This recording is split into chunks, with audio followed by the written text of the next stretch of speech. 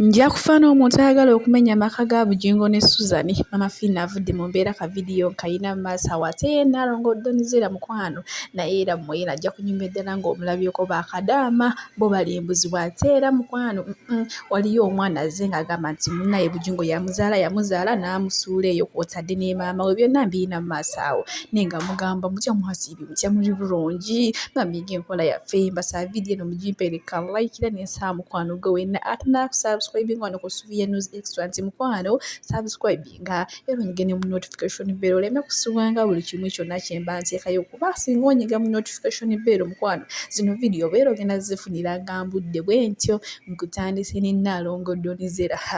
mukwano bukyayambala obubi n'ayambala enkunamye n'ayambala obweyi n'ayita busa leero akikoze mukwano akikoze ddala ng'omukyalo omuganda nga woolaba owaanekaanekanye mu kaboarding mu kagomesa awo kw'otadde abaana wamma abantu basanyuse bagambye kitegeeza bulijjo byekwoza naye nga ebyokwambala obitegeera munnange olaba woonyumye ng'oyambadde bulungi bamubuuzizza nti husband material ye big eye. Kitange Bujingo ye yanzaala nansuulawo ne maama wange n'amusuulawo Sama yakyali mu ggwanga maama wange yafa.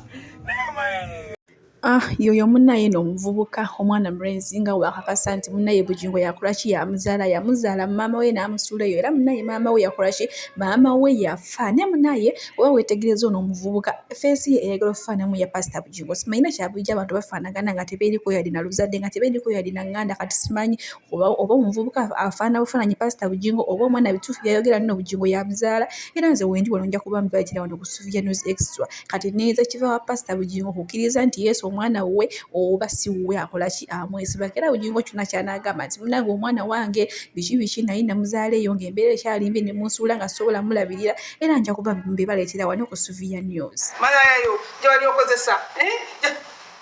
tebiba bivumo nti ayagala bibuvuma kuba naye abyetaaga base oba nnyako oyo pasita muna avuma Bujingo nti lwaki wawasa omukazi omulala n'akule n'olesuula abaana ne bakaaba yeetaaga kusa haleluya sigamba nti bino Bujingo bye yakola bye bimulumirawo nga naye mu maka ge bye birimu naye anyumira okufuna omukazi amuwaana anyumira okufuna omukazi ali sekisi anyumira Susan mama we eyagalire omulenzi wo kyovula naga nti wakiri okufa nze omuntu ayingira Bujingo ne Susan ne bwe kiba kyetaagisizza kuleka birange byenkola byonna buli kimu nenfiira ku Bujingo ne Susan.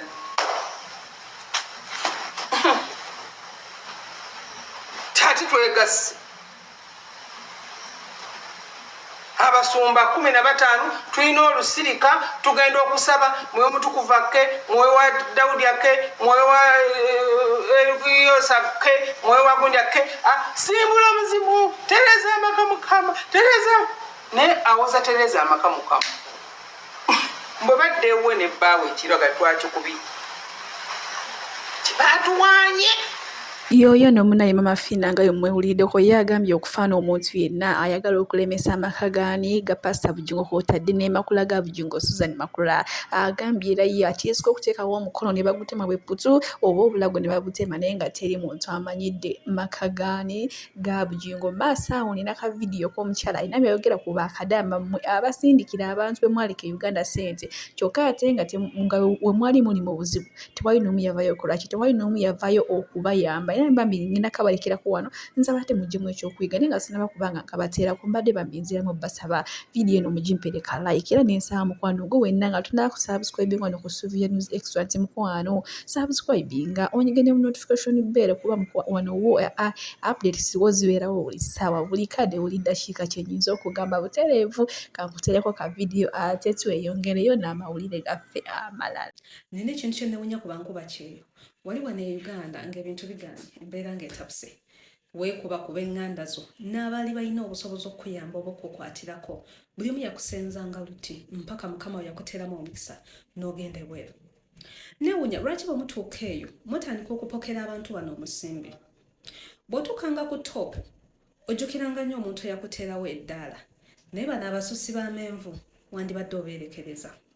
Abantu bano si nti babaagala oba babeetaaga nnyo, no, they're just using you. Beetaaga ssente zammwe era bamanyi n'okugamba nti abo ssente tebazeetaaga wabula bazaagala bwagazi. Imagine abantu be bamu abakusikamu ensimbi ezo be bagenda okukosekerera ng'okomyewo nga toyina ky'olina naye nga beerabidde nti be babadde bazikusaba buli kaseera.